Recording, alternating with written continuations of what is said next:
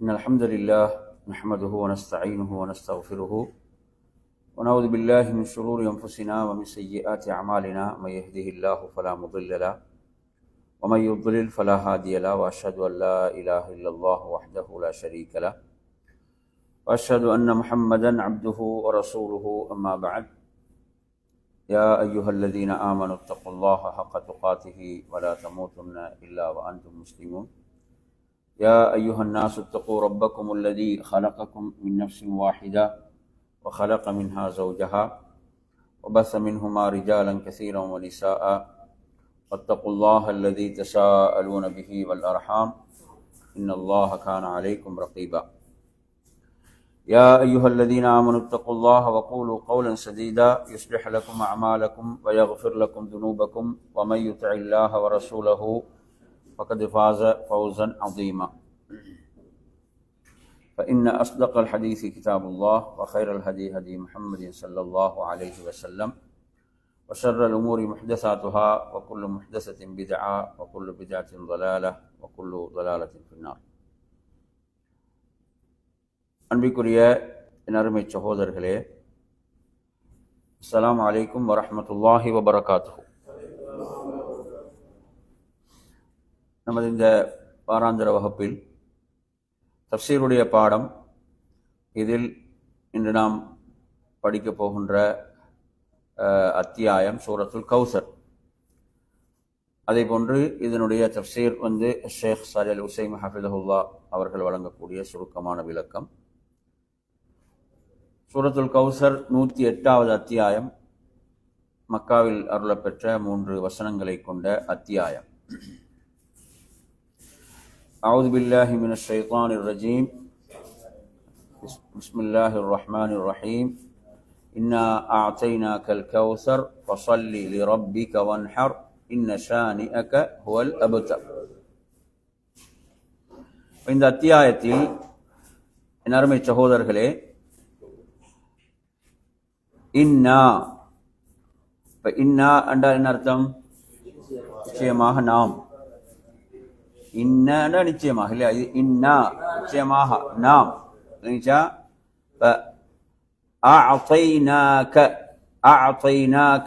என்றால் உமக்கு வழங்கினோம், உமக்கு வழங்கினோம். அல் கௌசர், எதை வழங்கினோம்? கௌசரை நாம் உமக்கு வழங்கினோம் என்று அல்லாஹ் குறிப்பிடுகின்றான்.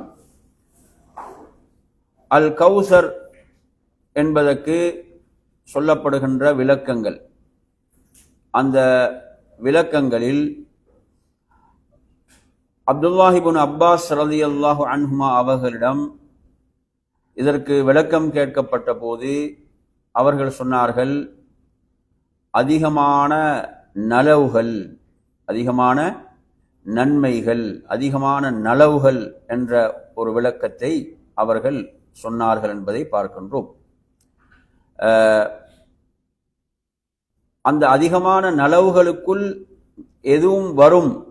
அவங்கள்ட்ட திரும்பி கேட்கப்பட்டுச்சு, அது சொர்க்கத்தில் உள்ள ஒரு தடாகம் அப்படின்னு கேட்கப்பட்ட போது அவங்க சொன்னாங்க, அந்த அதிகமான நலவுகளுக்குள் அதுவும் என்ன செய்யும்? உள்ளடங்கும் என்று அவர்கள் என்ன செய்தார்கள்?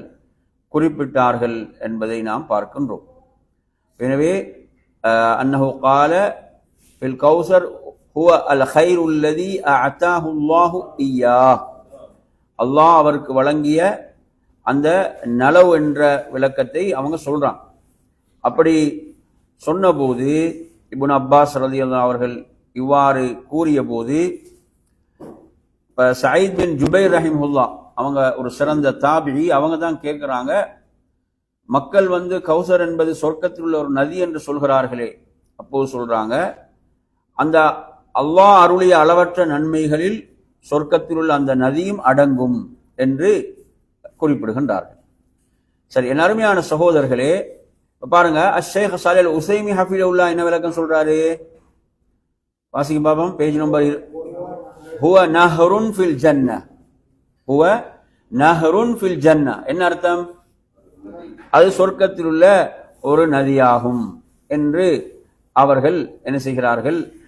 அதற்குரிய விளக்கத்தை இங்கு குறிப்பிடுகின்றார்கள். எனவே நறுமையான சகோதரர்களே, அப்ப இரண்டும் முரண்பட்ட விளக்கம் கிடையாது. அதிகமான நலவுகள் என்றா எப்படி நாங்கள் அதை புரிந்து கொள்ள வேணும்? எப்படி சொன்னோம் சொல்லுங்க. அதிகமான நலவுகள் என்பதற்குள் எதுவும் வரும். இந்த சொர்க்கத்தில் உள்ள நதியும் அதில் உள்ளடங்கும் என்று அவர்கள் குறிப்பிட்டார்கள் இஸ்லாம் என்பதை நாம் புரிந்து கொள்ள வேண்டும். சரி, எனவே நறுமையான சகோதரர்களே, இந்த இடத்தில் நாம் பார்க்கின்றோம். அப்ப இன்னா அத்தைனா கல் கௌசர், அல்லாஹு தஆலா தனது தூதருக்கு அருளிய அந்த நிஅமத்தை சொல்லிவிட்டு அடுத்து என்ன சொல்கிறான் என்று சொன்னால், அதாவது ஃபஸல்லி லிரப்பிக வன்ஹர், எனவே ஃபஸல்லி என்ற என்ன செய்வீராக, தொழுவீராக. அல்லாஹ் கட்டளையாக பிறப்பிக்கிறான். ஃபஸல்லி லிரப்பிக, யாருக்காக? உமது ரப்புக்காக, உமது இறைவனுக்காக தொழுவீராக. வன்ஹர், இன்னும் அறுத்து பலியிடுவீராக என்று அல்லாஹு தஆலா கட்டளை பிறப்பிக்கின்றான். எனவே நறுமையான சகோதரர்களே, இந்த இடத்துல நாங்க இதற்கு இந்த வசனங்களுடைய விளக்கத்தை பார்ப்பதற்கு முன்னால், அல் கௌசர் என்ற அந்த தடாகம் நாளை மறுமையில் அல்லாஹ்வுடைய தூதருக்கு வழங்கப்படுகின்ற அந்த கௌசர் என்ற தடாகத்தை பொறுத்தவரையில் அது தொடர்பாக நாங்கள் நிறைய ஹதீஸ்கள் படித்திருக்கிறோம். இப்போ கௌசரை பற்றி உங்களுக்கு தெரிந்த செய்திகளை சொல்லுங்க பாப்போம். கௌசரை பத்தி நீங்க என்னென்ன ஹதீஸ்கள் படிச்ச, அந்த ஹதீஸ்கள் படிச்ச செய்திகள். பாலை விட வெண்மையானது ஹதீஸ்ல வருகிறது. சரி, தேனை விட இனிமையானது, அதுவும் ஹதீஸ்ல வருகிறது. தேனை விட அது இனிமையானது. அஹ்லா மினல் அசல், அதுவும் ஹதீஸ்ல வருது. அதே போன்று அதிலிருந்து யார் அருந்துவாரோ அவருக்கு தாகமே என்ன செய்யாது, ஏற்படாது என்ற அந்த செய்தி.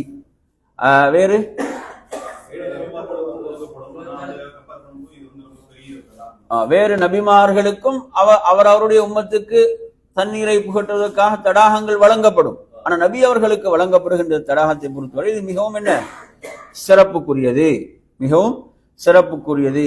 அதனுடைய அந்த குவளைகள் சம்பந்தமா என்ன படிச்சுக்கிறோம்? அதாவது வானத்தில் உள்ள நட்சத்திரங்களுடைய எண்ணிக்கை அளவுக்கு அதன் குவளைகள் இருக்கும் என்பதும் ஹதீஸில் வருகிறது. அதே போன்று அதனுடைய நீள அகலத்தை பற்றி என்ன படித்திருக்கிறோம்? அல்ல பல ரிவாயத்துக்கள் வருது. ஒண்ணுல வந்து ஒரு மாத கால அந்த தொலைவு, நீளம் அகலம் என்பது ஒரு மாத கால தொலைவு என்றும் வருகிறது. அதே போன்று அம்மான் ஐலான்ற 2 ஊர்களுக்கு மத்தியில் உள்ள தொலைவு என்றும் ஹதீஸ்கள்ல வருகிறது.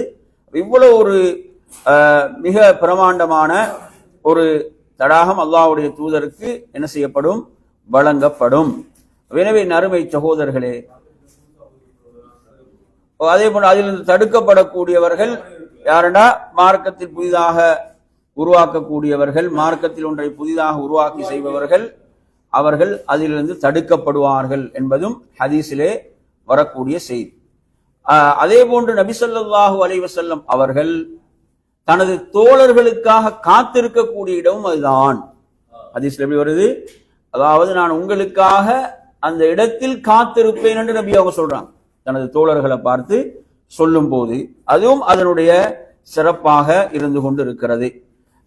எனவே நறுமையான சகோதரர்களே, இவ்வாறான அடுத்து நாம் பார்க்க வேண்டும், நாளை மறுமையுடைய நாளில் சூரியன் ஒரு மைலுடைய தொலைவுக்கு கொண்டு வந்து நிறுத்தப்படுகின்ற போது, அந்த நரகம் அவர்களுக்கு முன்னால் காட்சி அளிக்கின்ற போது, மக்கள் வெள்ளத்தில் மிதக்கின்ற போது, அதாவது வியர்வையிலே மக்கள் மிதந்து கொண்டிருக்கின்ற போது, தண்ணீருடைய தேவை என்பது சாதாரணமாக இருக்காது.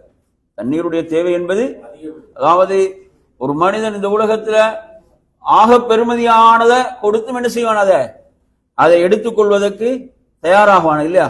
அப்படித்தானே? ஒருவனுக்கு தாகமே ஏற்பட்டு தண்ணீர் அவனுக்கு இந்த உலகத்தில் தேவை, இந்த உலகத்தில் அந்த சூழல் ஏற்பட்டா கூட என்ன செய்வான், அவன் எதையும் கொடுத்து அதை வாங்க தயாராகுவான். அப்படித்தானே? சுப்ஹானல்லாஹ். எனவே நாளை மறுமையுடைய அந்த தேவை எப்படி இருக்கும் நினைச்சு பாருங்க, எப்படியான ஒரு தேவையாக அது இருக்கும். அப்ப தண்ணீர் கொஞ்சம் கிடைத்து அது எவ்வளவு பெருமதியாக இருக்கும். எனவே இந்த பாக்கியத்தை பெற்றவர்கள் இந்த பாக்கியத்துக்குரியவங்க நபி வழியில் நடப்பவர்கள் தான், அல்லாஹ்வுடைய தூதருடைய வழியில் பயணிப்பவர்கள் தான். மார்க்கத்தில் புதிதாக உருவாக்கி செய்தவர்கள் இதை விட்டு தடுக்கப்படுவாங்க என்ற செய்திகளை எல்லாம் நாங்கள் பார்க்கிறோம். எனவே நறுமையான சகோதரர்களே, அதை தொடர்ந்து அடுத்த வசனத்திலே அல்லாஹு தாலா என்ன சொல்கிறான் என்றால், நபிக்கு கட்டளை பிறப்பிக்கின்றான். என்ன கட்டளை? ஃபஸல்லி லிரப்பிக வன்ஹர், உமது ரப்புக்காக தொழுவீராக, இன்னும் அறுத்து பலியிடுவீராக. அப்ப இந்த கட்டளை இங்கு வருகின்ற போது என்ன நாங்க இங்க புரிந்து கொள்கிறோம்? அதாவது நபிக்கு அல்லாஹு தஆலா ரப்புக்கு நன்றி செலுத்துமாறு கட்டளை பிறப்பிக்கிறான். எதுக்கு? நன்றி செலுத்துங்கள். எப்படி நன்றி செலுத்துறது? தொழுகையை நிலைநாட்டுவதன் மூலம், அல்லாஹ்வுடைய கட்டளைக்கு அடிபணிவதன் மூலம், அதே போன்று ரப்புக்காக அறுத்து பலியிடுவதன் மூலம், இவ்வாறு அல்லாஹ்வுக்கு நன்றி செலுத்துமாறு தான் அல்லாஹ் இங்கு பணிக்கிறான். இது ஒரு முக்கியமான விஷயம். என்ன? நாம் அல்லாஹ்வுக்கு நன்றி உள்ளவர்களாக இருக்க வேண்டும், நன்றி செலுத்துபவர்களாக இருக்க வேண்டும்.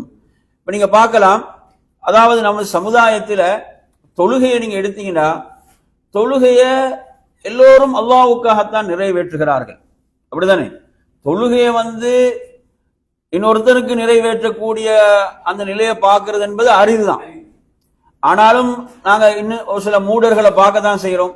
கபர்களுக்கு முன்னால, தர்காக்களுக்கு முன்னால போய் என்ன செய்யறது? சுஜூதுல விழக்கூடிய, சஜிதாவில் விழக்கூடிய அந்த மூடர்களையும் பார்க்க தான் செய்யறோம். புரியுது அவங்க சொல்றது?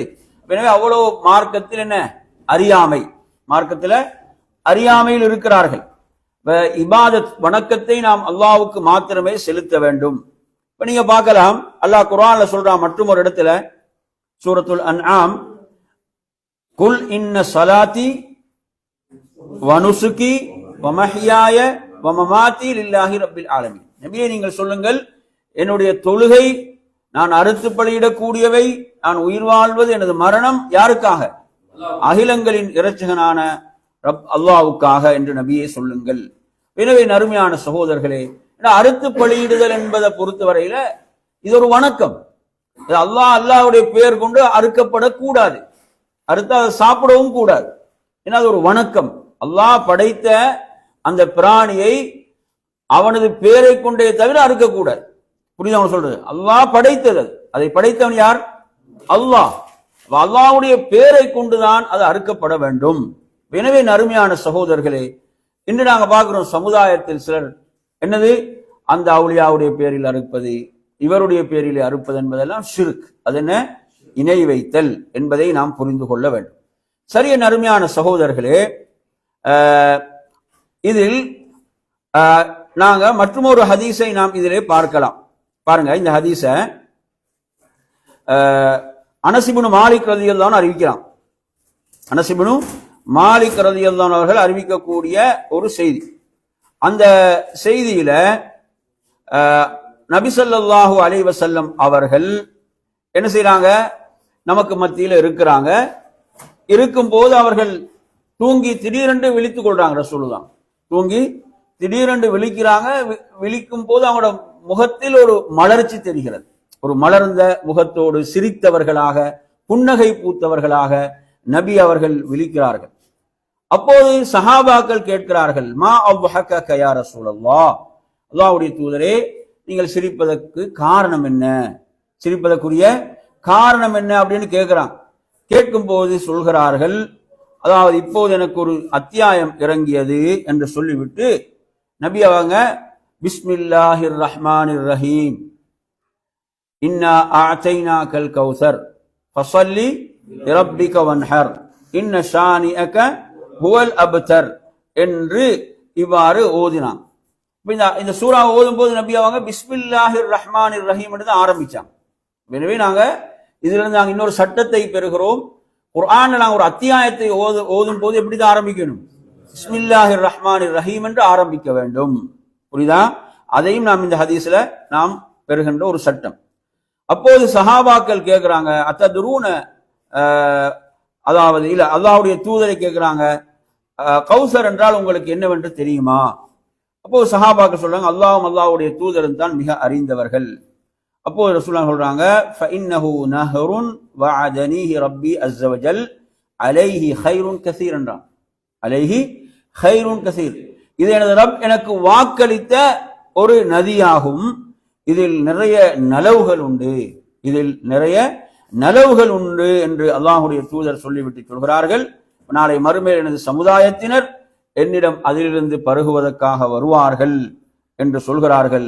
அதனுடைய குவளைகள் வானில் உள்ள நட்சத்திரங்களுடைய எண்ணிக்கை அளவுக்கு இருக்கும் என்று அந்த செய்தியிலே தொடர்ந்து வருகிறது. எனவே நறுமை சகோதரர்கள், என் சமுதாயத்தின் சிலர்கள் தடுக்கப்படுகின்ற போது நான் அவர்கள் எனது உம்மத்தினர் என்று சொல்வேன். அப்போது மலக்குகள் சொல்வார்கள், உமக்கு பிறகு உமது மார்க்கத்தில் இவர்கள் புதிதாக ஏற்படுத்தியவைகளை நீர் அறிய மாட்டீர் என்று இந்த செய்தி வருகிறது. எனவே நறுமையான சகோதரர்களே, இதுவும் இது தொடர்பான ஒரு செய்தி. சரி, இப்ப கடைசியாக அதுல வரக்கூடிய அந்த வசனம் என்ன? இன்ன ஷானிஅக ஹுவல் அப்தர். அப்ப இங்கு அல்லாஹு தஆலா என்ன சொல்கிறான் என்று சொன்னால், அப்தர் என்றால் சந்ததி அற்றவன். அப்தர் என்றால் சந்ததி அற்றவன். இங்க இன்ன ஷானிஅக, நிச்சயமாக உமது எதிரிதான், ஹுவ என்று அழுத்தி அடுத்து வருகிறது, அவன் தான் நிச்சயமாக சந்ததி அற்றவன் என்று ரப்புல் ஆலமீன் இங்கே குறிப்பிடுகின்றான். இது இன்னொரு விஷயத்த சொல்லு, வேறொரு விஷயத்த பேசுது, அப்படித்தானே? உன்னுக்குள்ள விஷயத்தோட சம்பந்தம் இல்லாம இருக்குது. எனவே இங்கு அல் அப்தர் என்பதற்கு என்ன விளக்கம் ஷேக் சாலிஹ் அல் உஸைமி ஹஃபிதுல்லாஹ் சொல்றாங்கடா, வாசிங்க. அல் மக்தூஉ மின் குல்லி கைர். எப்படி வருது? அல் மக்தூஉ மின் குல்லி கைர். அப்ப என்ன? சகல நலவுகளை விட்டும் அவன் துண்டிக்கப்பட்டவன், எல்லா நலவுகளை விட்டும், எல்லா நலவுகளை விட்டும் துண்டிக்கப்பட்டவன் என்று இதற்குரிய விளக்கம். இப்ப நல்லா பாருங்க, அதாவது நபி ஸல்லல்லாஹு அலைஹி வஸல்லம் அவர்களுடைய ஆண் குழந்தைகள் சிறுபிராயத்திலே மரணித்து விடுகின்றன, இல்லையா? சிறுபிராயத்திலே மரணித்து விடுகின்றன. எனவே எதிரிகள் என்ன செய்தார்கள்? இதை தங்களுக்கு வாய்ப்பாக ஆக்கி நபி அவர்களை தூற்றினார்கள். இவர் ஒரு சந்ததியற்ற மனிதர் என்று நபியை அவர்கள் இகழ்ந்துரைக்க ஆரம்பிக்கிறார்கள். அல்லாஹ் அதற்கு தான் இதிலே பதில் அளிக்கிறான். அல்லாஹ்வுடைய தூதருக்கு அல்லாஹு தஆலா அந்த தூதரை ஆறுதல் படுத்தக்கூடிய விதத்துல முதல்ல என்ன செய்யறான்? அவர்களுக்கு மறுமையில கொடுக்கக்கூடிய மிக பெரும் பாக்கியத்தை சொல்றான். அப்ப அதுவும் ஆறுதலா இல்லையா? நாங்க இதுக்கு முந்தைய ஒரு எதுல படிச்சோம்? வல்லுஹால படிச்சோம். எப்படி படிச்சோம்? அதாவது வல சௌஃப யுஅதீக ரப்புக ஃபதர்வா. இப்படி வருது அதுல, வல சௌஃப யுஅதீக ரப்புக ஃபதர்வா வலல் ஆகிரத்து கைருல் லக மினல் ஊலா. அதையும் சொல்றான் அல்லாஹ். சொல்லிட்டு வல சௌஃப யுஅதீக ரப்புக ஃபதர்வா. பாருங்க, நபிக்கு இது ஆறுதல். நபி எப்படி அல்லாஹ் ஆறுதல் படுத்தினான்? அப்ப ஒரு மூமினுக்குரிய மிகப்பெரிய ஆறுதல் இது. அதாவது மறுமையில் அவனுக்கு வாக்களிக்கப்பட்டுள்ள வெற்றிகள், அப்படியே இல்லையா? ஒரு மூமினுக்குரிய மிகப்பெரிய ஆறுதல் எது? மறுமையில் அவனுக்கு வாக்களிக்கப்பட்டுள்ள வெற்றிகள். அல்லாஹ் சொல்றான், வல்லதீன தகவ் ஃபௌகஹும் யௌமல் கியாமah. எப்படி அல்லாஹ் சொல்றான்? அதாவது தக்வா உடையவர்கள் மறுமையில் உயர்ந்தவர்களாக இருப்பார்கள், அனைவருக்கு மேல் இருப்பார்கள். இந்த உலகத்துல அவங்க நிறைய இன்னல்கள், துன்பங்கள், கஷ்டங்கள், நெருக்கடிகள், ஈமானுக்காக அவர்கள் சந்தித்துத்தான் ஆக வேண்டும். நல்லா புரிஞ்சுக்கோங்க, சந்திக்காமலாம் கிடையாது, சந்தித்தே ஆக வேண்டும், இது உறுதி. ஆனால் என்ன இருக்குது மறுமையில? அவர்கள் தான் உயர்ந்தவர்கள். சுப்ஹானல்லாஹ். எனவே நறுமையான சகோதரர்களே, இங்கு அப்ப முதல்ல சொல்லப்பட்டதுக்கு பின்னால சொல்லப்பட்டது சம்பந்தம் இருக்குதா இல்லையா? சம்பந்தம் இருக்குதா இல்லையா? என்ன சம்பந்தம் இருக்குது? நபிக்கு அல்லாஹ் மறுமையில் உங்களுக்கு இப்படி ஒன்றை நாம் வழங்கவிருக்கிறோம். நபிக்கு ஆறுதல். மறுமையில மறுமைதான் உண்மையான வாழ்க்கை, மறுமைதான் நிரந்தரமான வாழ்க்கை, நிலையான வாழ்க்கை. அந்த வாழ்வில் உங்களுக்கு இப்படி ஒரு சிறப்பை நாம் வழங்கவிருக்கிறோம், வழங்குவோம் என்று அல்லாஹ் சொல்வது ஆறுதல். என்ன அது? ஆறுதல். அல்லாஹ் குர்ஆன்ல ஒரு இடத்துல சொல்லும் போது என்ன சொல்றான்? அதாவது நீங்க அவர்களை போன்று நீங்கள் துன்பங்களை சந்தித்தாலும் அவர்கள் எதிர்பார்க்காத நீங்க எதிர்பார்க்கிறீங்க, உங்களுக்கு இருக்கு. அவர்கள் எதிர்பார்க்காத நீங்க எதிர்பார்க்கிறீங்க, அது உங்களுக்கு அங்க இருக்குது. அவர்களும் துன்பப்படுகிறார்கள், நீங்களும் துன்பப்படுறீங்க. என்ன வேறுபாடு, என்ன வித்தியாசம்? அதாவது உங்களுக்கு அங்க என்ன இருக்கிறது என்றால், சுப்ஹானல்லாஹ், அருமையான சகோதரர்களே, அந்த சிறப்பு இருக்கிறது. அந்த சிறப்பு நீங்க எதிர்பார்க்கிறீங்க என்பதை அல்லாஹ் அல் குர்ஆனிலே சொல்வதை பார்க்கின்றோம்.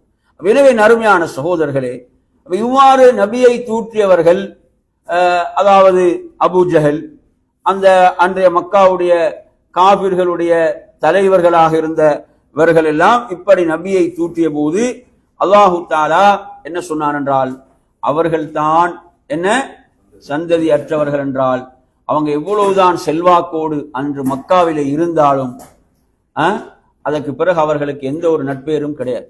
அதற்கு பிறகு அவர்களுக்கு எந்த ஒரு நட்பேரும் கிடையாது. அனைத்தும் துண்டிக்கப்பட்டு விட்டு எந்த நலவும் கிடையாது. ஆனால் அல்லாஹ்வுடைய தூதர் அவர்களுடைய சிறப்புகள் எப்படிப்பட்ட சிறப்புகள், அது கியாமத் வரை அந்த சிறப்புகள் சொல்லப்பட்டு கொண்டே இருக்கும். எனவே நறுமையான சகோதரர்களே, இதுதான் இந்த அத்தியாயம், இந்த சூரா.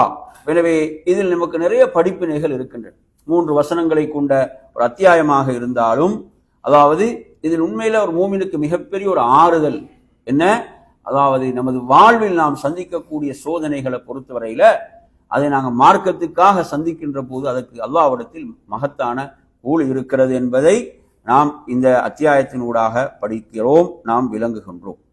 சரி, அடுத்ததாக அருமையான சகோதரர்களே, இதில் நாம் அடுத்து கவனிக்க வேண்டிய அத்தியாயத்தை பொறுத்தவரையில், அதாவது சூரத்துல் காஃபிரூன் அத்தியாயம், சூரத்துல் காஃபிரூன் அத்தியாயம். இந்த அத்தியாயத்தை பொறுத்தவரையில் அடுத்ததாக நீங்க அதுல பார்க்கலாம், பிஸ்மில்லாஹிர் ரஹ்மானிர் ரஹீம், குல் யா அய்யுஹல் காஃபிரூன் லா அஅபுது மா தஅபுதூன் வலா அன்தும் ஆபிதூன மா அஅபுத் வலா அன ஆபிதும் மா அபத்தும் வலா அன்தும் ஆபிதூன மா அஅபுத் லகும் தீனுக்கும் வலிய தீன் என்று ரப்புல் ஆலமீன் இதிலே குறிப்பிடுகின்றான்.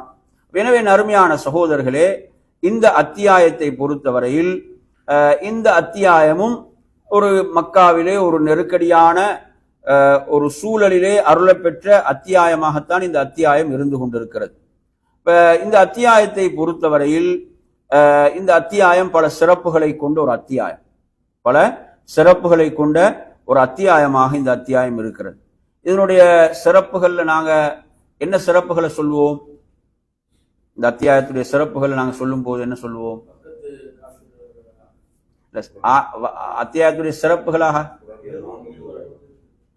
ஹதீஸ்ல வந்த சிறப்புகள்ல, அதாவது ஒருவர் ஃபஜ்ருடைய முன் சுன்னத்துல என்னென்ன சூரா ஓதுவாரு? முதல் ரக்காத்துல என்ன சூரா ஓதுவாரு? அல்ஹம் சூராவோட குல் காஃபிரூன். ரெண்டாவதுல சூரத்துல் ஃபாத்திஹா, சூரத்துல் இக்லாஸ். வேற எங்க இந்த சூரா ஓதும்? தவாஃபுக்கு பிறகு தொழக்கூடிய 2 ரக்காத்துல. வேற வித்ருடைய தொழுகையில 3 ரக்காத்தாக தொழும் போது அதில் இந்த சூரா ஓதப்படும். வேறு மகரிபுக்கு பிறகு தொழப்படக்கூடிய 2 ரக்காத் சுன்னத்திலும் இந்த அத்தியாயம் ஓதப்படும். அப்படி ஒரு மிக ஒரு நெருக்கமான ஒரு தொடர்புள்ள அத்தியாயம். அப்படிதானே? இந்த அத்தியாயம் இப்படி ஓதப்படுதுன்னா ஒரு மூமினுடைய வாழ்வோடு என்னது ஒரு நெருக்கமான தொடர்பு இந்த 2 அத்தியாயங்கள், சூரத்துல் காஃபிரூன், சூரத்துல் இக்லாஸ். எனவே அருமையான சகோதரர்களே, இவ்வாறான சிறப்புகளை கொண்ட அடுத்தது இந்த அத்தியாயத்தை இரவில் தூங்கும் போது ஓதினால் ஷிர்க்கை விட்டு விடுதலை என்று வரக்கூடிய ஹதீஸ் சம்பந்தமாக விமர்சனங்கள் இருக்கின்றன. அப்படி ஒரு நபிமொழியும் இருக்கிறது. சரி, எனவே இந்த அத்தியாயத்தை பொறுத்தவரையில் இந்த அத்தியாயத்தில் அல்லாஹு தஆலா நபிக்கு சொல்லுமாறு சொல்கிறான். குல், குல் என்ன? குல் நபியே கூறுவீராக என்று அல்லாஹு தஆலா நபிக்கு கட்டளையிடுகிறான். யா அய்யுஹல் காஃபிரூன், யா அய்யுஹல் காஃபிரூன். யாரு என்றால் நிராகரிப்பவர்களே. யார நிராகரிக்க கூடியவர். அவன் சொல்றது அந்த நபியை நிராகரிக்கக்கூடிய, மறுமையை நிராகரிக்கக்கூடிய, படைத்த ரப்பை மற்றும் வணங்குவதை நிராகரிக்கக்கூடிய இந்த நிராகரிப்பாளர்கள் மக்காவுடைய காபிர்கள். முதல்ல அவங்களதான் இங்கு அழைக்கப்படுது. எனவே நிராகரிப்பவர்களே என்று நபியை பார்த்து நபி அவர்களை அழைத்து சொல்லுங்கள். இதை நல்லா புரிஞ்சுக்கோங்க. அதாவது இவர்கள் தௌஹீதுடைய எந்த வகை அந்த மக்கா காபிர்கள் நம்பி இருந்தாங்க? எந்த ருபூபியத்துனா என்ன? படைத்தல், பரிபாலித்தல், மழை பொழிவிக்க செய்தல், உயிர்ப்பிக்க செய்தல், மரணிக்க செய்தல் என்ற இந்த தௌஹீதை இவர்கள் என்ன செய்திருந்தாங்க? நம்பி இருந்தார்கள். இதை நம்பினா முஸ்லீம் ஆகிட முடியுமா? முடியாது. அதுக்கு எது ஆதாரம்? ஏதாவது குல்யால் காஃபிர் தான் இப்ப சொல்றது. குல்யாயுவல் காஃபிர் தான். என்ன காஃபிர்களே என்று அழைக்கப்பட்டது யாரு தான்? அவர்களை தான். புரியுது சொல்றது? எனவே அவர்கள் எதை ஏற்றுக்கொள்ளல? அப்ப அல்லாஹ் இபாதத்தை, வணக்கத்தை அல்லாஹ்வுக்கு மட்டுமே செலுத்த வேண்டும். இபாதத்தில், வணக்கத்தில் அல்லாஹ்வோடு யாரையும் கூட்டு சேர்க்க கூடாது. அதை அவர்கள் ஏற்றுக்கொள்ளவில்லை. அதனால் அவங்க யாருதான்? காஃபிர்கள். எனவே இன்று நாம் பார்க்கிறோம், சிலர்கள் என்ன செய்கிறார்கள்? தர்காக்களுக்கு சென்று அல்லாஹ்வுக்கு செலுத்த வேண்டிய வணக்கங்களை அங்கு செலுத்துவார்கள் என்றால் அவர்களுக்குரிய தீர்ப்பும் இதுதான், குர்ஆன் சொல்லக்கூடிய தீர்ப்பு. அடுத்து வாங்க. அப்ப அடுத்து லா அஅபுது மா தஅபுதூன். லா அஅபுது அதாவது நான் வணங்க மாட்டேன், மா தஅபுதூன் நீங்கள் வணங்குவவற்றை நான் என்ன செய்ய மாட்டேன்? நான் வணங்க மாட்டேன். லா அஅபுது மா தஅபுதூன். இந்த இடத்துல நாம் இதனுடைய தஃப்சீர்ல பார்க்கின்ற போது அஷேக் சாலிஹ் அல் உஸைமி ஹஃபிஸஹுல்லாஹ்வுடைய விரிவுரை நாங்க பார்த்தோம்னா அதை நீங்க வாசிக்கலாம். லா அஅபுது மா தஅபுதூன மினல் ஆலிஹதி ஃபில் முஸ்தக்பல் கமா அன்னி லா அஅபுதுஹா அல் ஆன். அதாவது நீங்கள் வணங்கக்கூடிய அந்த சிலைகளை நான் இங்க முஸ்தக்பல் என்ன எதிர்காலம் வரக்கூடிய காலங்களில் நான் செய்ய போறதில்லை, நான் வணங்க மாட்டேன். கமா அன்னி லா அஅபுதுஹல் ஆன், என்ன இப்போது எப்படி நான் வணங்காமல் இருக்கின்றேனோ, நீங்கள் வணங்குவவற்றை நான் வணங்காமல் இருக்கின்றேனோ, அதே போன்று நீங்க என்னது எதிர்காலத்திலும் நான் அவற்றை வணங்க போவது கிடையாது, வணங்குவதில்லை. மிக அழுத்தமாக, மிக உறுதியாக சொல்கிறார்கள். புரியுதா? அப்ப நபியிடத்திலே அவர்கள் எப்படியான ஒரு பேரம் பேசுதலுக்கு வந்தார்கள்? ஒரு வருடம் நீங்க என்ன செய்ய, நாங்க நீங்க சொல்லக்கூடிய அல்லாஹ்வை நாம் வணங்குகிறோம். ஆனா அல்லாஹ்வுடைய விஷயத்தில் எதை நம் ஏற்றுக்கொண்டார்கள்? அவர்கள் இந்த உலகத்தை படைத்தவன் அவன் என்று ஏற்றுக்கொண்டார்கள். புரியுது? அவன் சொல்ல புரிஞ்சுக்கோங்க. உலகத்தை படைத்து பரிபாலிக்க கூடியவன் அவன் என்று ஏற்றுக்கொண்டவர்கள் தான் அவர்கள். புரியுதா? அவர்கள் எப்படி பேரம் பேச வருகிறார்கள்? அதாவது இபாதத், வணக்கத்தில் சமரசம். புரியுதா? எதுல சமரசம்? இபாதத்தில், வணக்கத்தில்.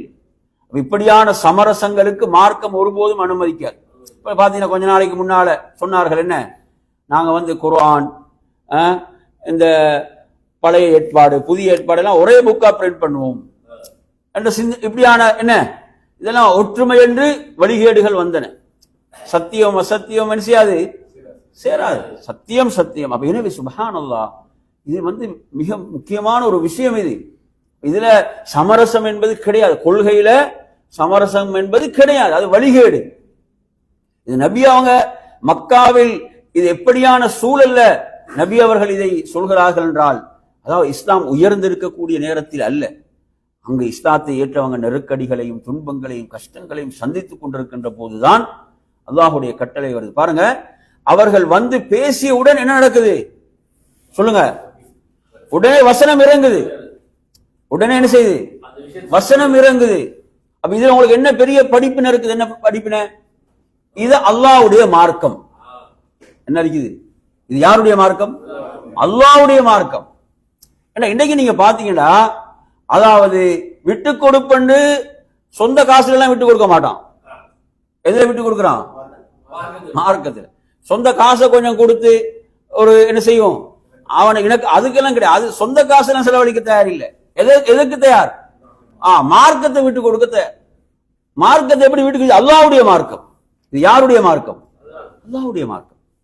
சுப்ஹானல்லாஹ். அது பாருங்க, உடனே வசனம் இறங்குகிறது என்றால் அல்லாஹ் மிக அழுத்தமாக என்ன இந்த இதுக்கு பேச்சுக்கு இடம் கிடையாது. இந்த வாயில் அங்க அடைக்கப்படுகிறது. எனவே நறுமையான சகோதரர்களே, அதே போன்று வலா அன்தும் ஆபிதூன மா அஅபுத், அடுத்து மிக அழுத்தமாக திரும்ப திரும்ப சொல்லப்படுது. எவ்வளவு அழுத்தம் என்று கவனிங்க. அதாவது வலா அன்தும் ஆபிதூன மா அஅபுத், நான் வணங்குவவனை நீங்கள் என்ன செய்யவில்லை, நீங்கள் வணங்கவில்லை. எனவே இங்க நல்லா புரிஞ்சுக்கோங்க. அதாவது இபாதத்தை பொறுத்தவரையில இபாதத்துல ஷிர்க் கலந்து விட்டால் அது இபாதத் அல்ல.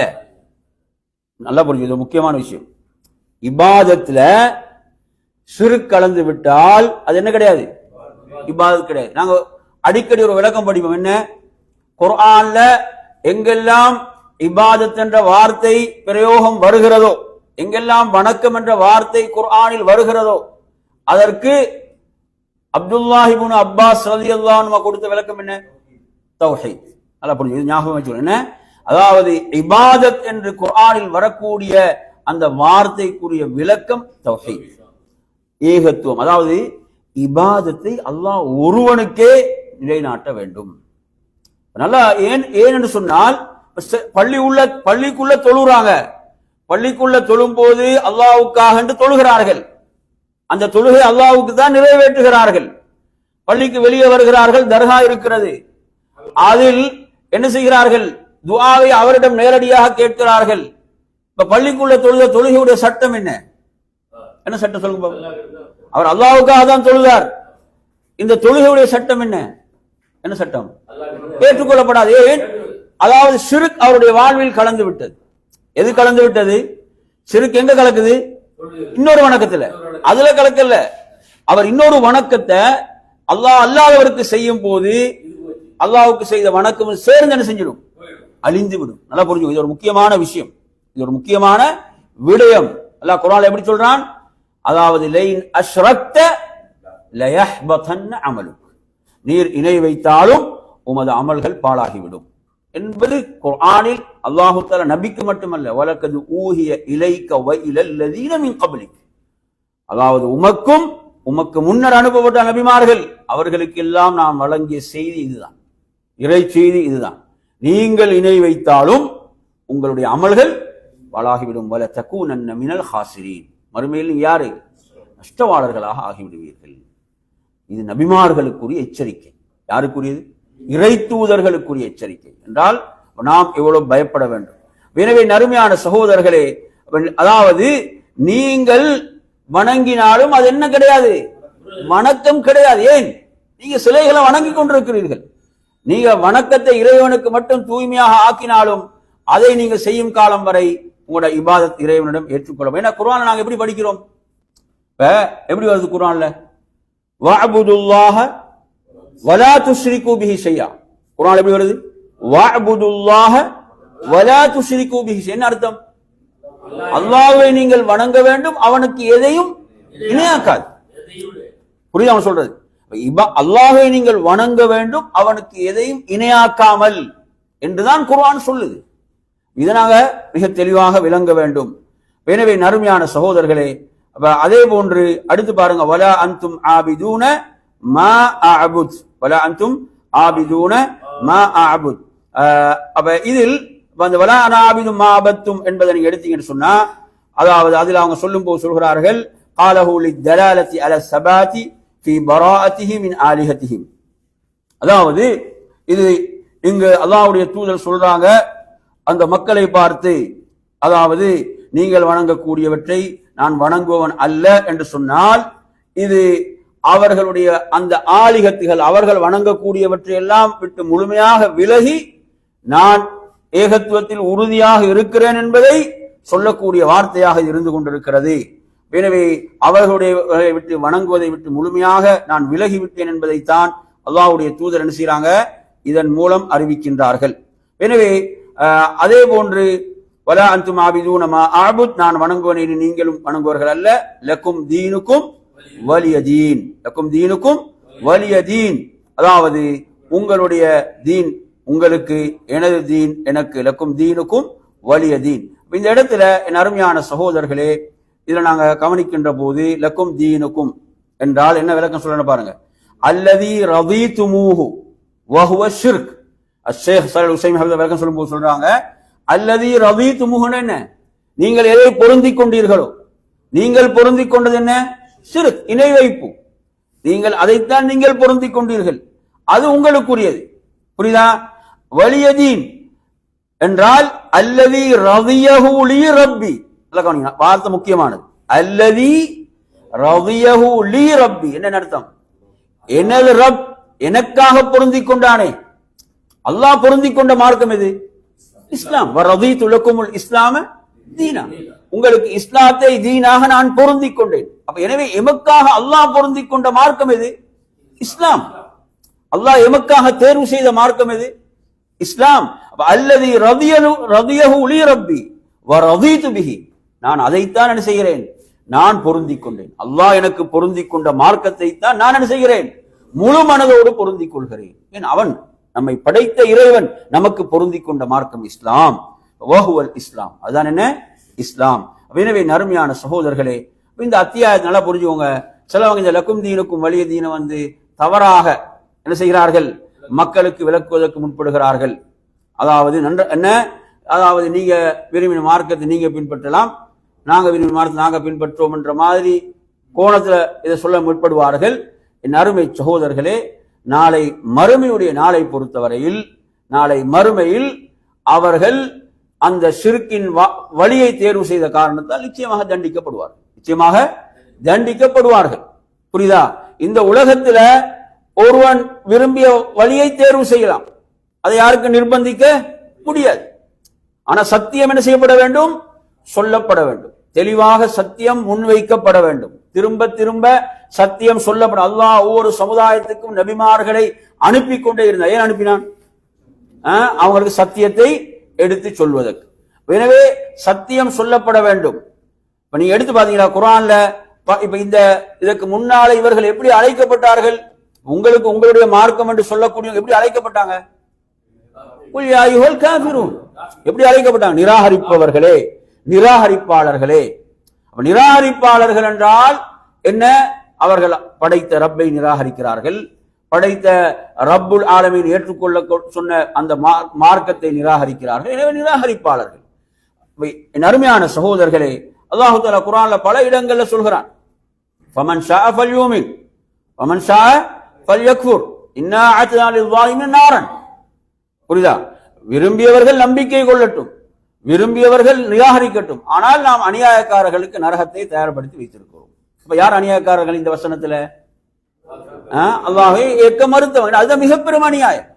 அல்லாஹ் அவர்களை படைத்து அவர்களுக்கு ஒரு வாழ்வை கொடுத்து இந்த பூமியை அவர்களுக்கு வாழ்வதற்குரிய இடமாக அமைத்து இவ்வளவு வசதிகளையும் செய்து கொடுத்து அந்த இறைவனை அவர்கள் வணங்கவில்லை என்றால் அதை விட ஒரு அநியாயம் வேற எதுவும் இருக்க முடியாது. அப்படிதானே? அல்லாஹ்வுடைய அந்த படைத்த ரப்புடைய இடத்துல வேற யாரையும் வைக்க முடியுமா? தந்தையுடைய ஸ்தானத்துல யார் யார் நிறுத்த முடியுமா? சாதாரண எங்களுக்குள்ள தாயுடைய இடத்துல யாரையும் நிறுத்த முடியுமா? தந்தையுடைய அந்தஸ்து தனியானது, தாயுடைய அந்தஸ்து தனியானது. மார்க்கம் அப்படி சொல்கிறது. அந்த அந்தஸ்து எங்களுக்கு ஒருத்தர் என்ன செய்ய முடியாது, நிறுத்த முடியாது என்கின்ற போது படைத்த ரப்புடைய இடத்துல ஒருத்தனை கொண்டு போய் வைக்கிறது என்றது இவ்வளவு பெரிய அநியாயம், இவ்வளவு பெரிய அநியாயம். புரியாம சொல்றது. அங்க நரகத்துல போடும்போது என்ன சொல்லுவாங்களாம்? குர்ஆன்ல வருது, இது நுசவ்விக்கும் பிரப்பில் ஆலமீன். எப்படி சொல்வார்களாம்? இது நுசவ்விக்கும் பிரப்பில் ஆலமீன். அதாவது அகிலங்களின் இரட்சகனோடு நாம் உங்களை சமமாக்கினோம். என்ன செஞ்சோம்? உங்களை சமமாக்கினோம். அதனால் நரகத்தில் இருக்கிறோம். இது சமமில் அதை விட தாண்டி போறதெல்லாம் பார்க்கிறோம் இல்லைங்களா? சமமாக்குறதில் அதை விட தாண்டி செல்லக்கூடிய நிலைகளையும் பார்க்கின்றோம். எனவே நறுமையான சகோதரர்களே, இது சூரத்துல் காஃபிரூன் அத்தியாயம். அடுத்த அத்தியாயத்தை நீங்க எடுத்தீங்கன்னு சொன்னா அந்த அத்தியாயத்தை நாங்க பார்ப்போம். இதா ஜாஅ நஸ்ருல்லாஹி வல் ஃபத்ஹ் வரஅய்த الناس يدخلون في دين الله أفواجا فسبح بحمد ربك واستغفره إنه كان توابا. இந்த அத்தியாயத்தை பொறுத்தவரையில இந்த அத்தியாயம் நல்லா பாருங்க. சுப்ஹானல்லாஹ். இப்ப நாங்க படிச்ச சூரத்துல் காஃபிரூன் அத்தியாயம் எப்படியான சூழல்ல அருளப்பட்ட அத்தியாயம்? பல நெருக்கடிகள், சோதனைகள், இஸ்லாத்தை ஏற்றவர்கள் பலவிதமான சித்திரவதைகளை மக்காவில் சந்திக்கக்கூடிய ஒரு சூழல், ஒரு பின்னணியிலே அருளப்பெற்ற அத்தியாயம் தான் சூரத்துல் காஃபிரூன். அப்படியான நிலையில் கூட எதை விட்டு கொடுக்க கூடாது? கொள்கை ஏகத்துவத்தை, ஓரிரை கொள்கையை விட்டு கொடுக்க கூடாது. அதில் மிக உறுதியாக இருக்க வேண்டும்.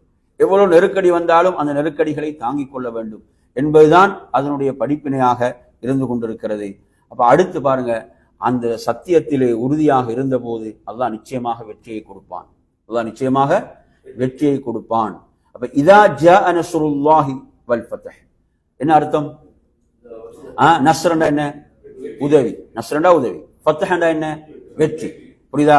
இதா ஜா நஸ்ருல்லாஹ், அல்லாஹுடைய உதவியும் ஜாண்டா வந்தது, இதான் சேரும் போது வந்து விட்டால் வரும் போது.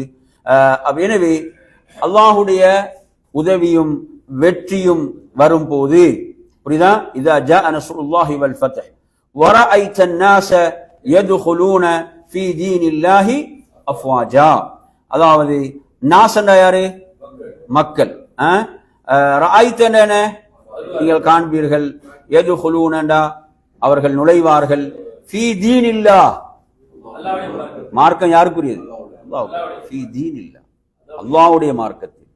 அவ்வளவு கஷ்டப்பட்டு சிரமப்பட்டு தியாகம் செய்து அல்லாஹ்வுடைய தூதரும் சஹாபாக்களும் அந்த தீனுக்காக இவ்வளவு தியாகங்கள் செய்கிறார்கள்.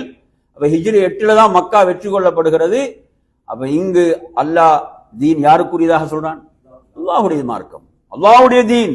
அல்லாஹ்வுடைய தீனில் மார்க்கத்தில் மக்கள் நுழைகின்ற போது, அஃப்வாஜா என்றால் கூட்டம் கூட்டமாக நுழைகின்ற போது என்பது இதனுடைய பொருளாக இருந்து கொண்டிருக்கிறது.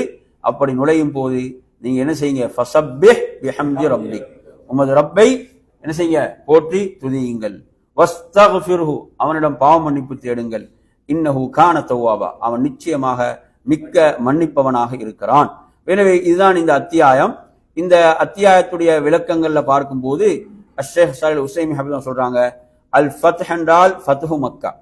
அல் ஃபத்ஹ் என்ன? ஃபத்ஹு மக்கா, மக்காவுடைய வெற்றி. அஃப்வாஜாண்டா ஜமாஅத்தின் தில்வ ஜமாஅத், என்ன? கூட்டம் கூட்டமாக, கூட்டம் கூட்டமாக மக்கள் நுழைவதை. தவ்வாபன் என்றா யுவஃபிகுல் ஹல்க லித்தௌபதி வயக்பலுஹா மின்ஹும், அதாவது தௌபாவுக்கு அல்லாஹு தஆலா அருள் பாலிப்பதும் அவர்களிடமிருந்து தௌபாவை ஏற்றுக்கொள்பவனாகவும் அல்லாஹ் இருக்கிறான். ரெண்டு விஷயம் இருக்கு பாருங்க. ஒன்று தௌபாவுக்கு அல்லாஹ் அருள் பாலிக்க வேண்டும், இது ஒரு முக்கியமான விஷயம். ஒருவர் அல்லாஹ்விடத்தில் பாவ மன்னிப்பு தேடுவது என்பது என்ன? அல்லாஹ் அவருக்கு அருள் பாலிக்க வேண்டும். அடுத்து என்ன? அல்லாஹ் அவரிடமிருந்து அதை ஏற்றுக்கொள்வான். அல்லாஹ் அருள் பாலித்து அவரிடமிருந்து அதை என்ன செய்வான்? ஏற்றுக்கொள்வான். சுப்ஹானல்லாஹ். எனவே நறுமையான சகோதரர்களே, இந்த அத்தியாயத்தை பொறுத்தவரையில அதாவது மக்கா வெற்றியின் போது, இதில் முக்கியமான நாங்கள் தெரிஞ்சுக்கொள்ள விஷயம் என்னென்றால், மக்கா வெற்றியின் போது மக்கள் இவ்வளவு கூட்டம் கூட்டமாக இஸ்லாத்துக்குள் நுழைந்தார்கள் என்றால் அதற்குரிய காரணம் என்ன என்று நாங்கள் படிக்கணும். ஏன்னா நிறைய வெற்றிகள் நாங்கள் பார்க்கிறோம், அந்த வெற்றிகள் எல்லாம் அவ்வளோ மக்களை என்ன செய்யல, இஸ்லாத்துக்குள் அப்படியே நுழைக்கல.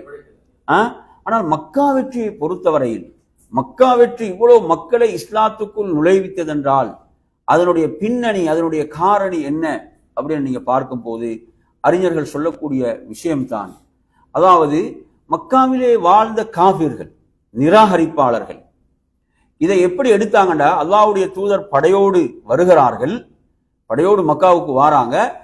அந்த மக்கா காபிர்கள் என்ன நினைத்தாங்கன்னு சொன்னா, நாங்க படிச்சோம் சூரத்துல் ஃபீல் அத்தியாயம்.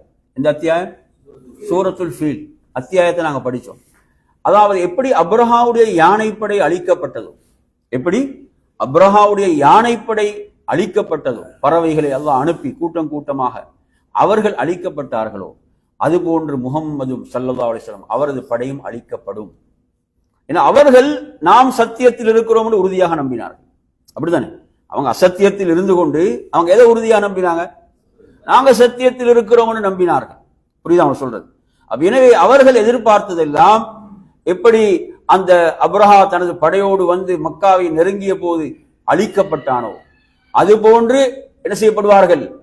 இவர்கள் அழிக்கப்படுவார்கள் என்பதைத்தான் எதிர்பார்த்தார்கள்.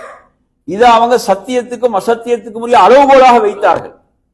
ஆனால் அப்படி எதுவும் நடக்கல. அல்லாஹ்வுடைய தூதருக்குத்தான் உதவி கிடைத்தது, அல்லாஹ்வுடைய தூதருக்குத்தான் உதவி கிடைத்தது, நபித்தோழர்களுக்குத்தான் உதவி கிடைத்தது. எனவே அவர்கள் உறுதியாக நம்பினார்கள், இவர் இருப்பது எதில? சத்தியத்தில். இவர் உண்மையில் அல்லாஹ்வுடைய தூதர் என்பதை உறுதியாக நம்பினார்கள். அதனால் என்ன செஞ்சாங்க? அணி அணியாக இஸ்லாத்துக்குள் நுழைந்தார்கள். புரியுது அவங்க சொல்றது? இது ஒரு பாருங்க எவ்வளவு ஒரு முக்கியமான ஒரு விஷயம். அல்லாஹு தஆலா அதில் அருள் பாலித்தான். நிறைய பேர் என்ன செஞ்சாங்க? இஸ்லாத்துக்குள் நுழைந்தார்கள். எனவே இந்த அத்தியாயத்தை பொறுத்தவரையில இந்த அத்தியாயம் தான் குர்ஆனிலே இறுதியாக அருளப் பெற்ற அத்தியாயம். சூரத்துல் நஸ்ர் என்பது குர்ஆனில் இறுதியாக அருளப்பெற்ற அத்தியாயம் இதுதான். இந்த அத்தியாயம் இறங்கி ரசூலுல்லாஹ் சுமார் ஒரு 3 மாத காலம் தான் நபி அவங்க என்ன செய்யறாங்க, அதுக்கு பிறகு வாழுகிறார்கள். அதே போன்று இந்த அத்தியாயம் இறங்கிய பிறகு நபி அவர்கள் அதிகமாக ருக்கூவிலும் சுஜூதிலும் எந்த துஆவை ஓதினார்கள்? சுப்ஹானக்கல்லாஹும்ம ரப்பனா வ பிஹம்திக அல்லாஹும்ம இக்ஃபிர்லி. ஏன் இந்த அத்தியாயத்தில் அல்லாஹ் இறுதியாக என்ன கட்டளை பிறப்பிக்கிறான்? உமது ரப்பை நீங்க போற்றி துதியுங்கள், நிச்சயமாக இன்னும் அவனிடம் பாவ மன்னிப்பு தேடுங்கள், அவன் மன்னிப்பவனாக இருக்கிறான். அப்ப எனவே அல்லாஹ்வுடைய தூதர் ருக்கூவிலும் சுஜூதிலும் அதிகம் ஓத ஆரம்பிக்கிறான். என்ன வார்த்தைகளை?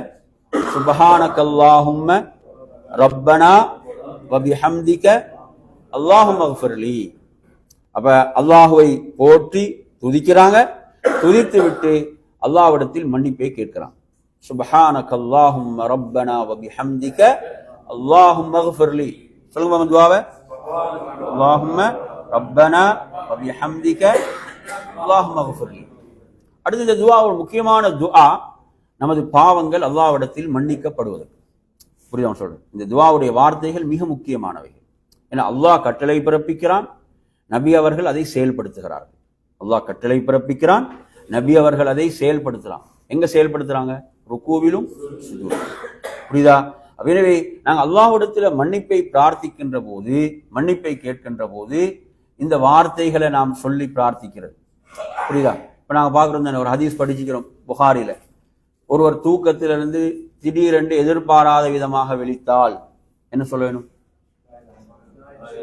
லா இலாஹ இல்லல்லாஹு வஹ்தஹு லா ஷரீக லஹு லஹுல் முல்கு வ லஹுல் ஹம்து வ ஹுவ அலா குல்லி ஷைஇன் கதீர் சுப்ஹானல்லாஹ் வல்ஹம்துலில்லாஹ் வ லா இலாஹ இல்லல்லாஹு அல்லாஹு அக்பர் வ லா ஹவுல வ லா குவத்த இல்லா பில்லாஹ்.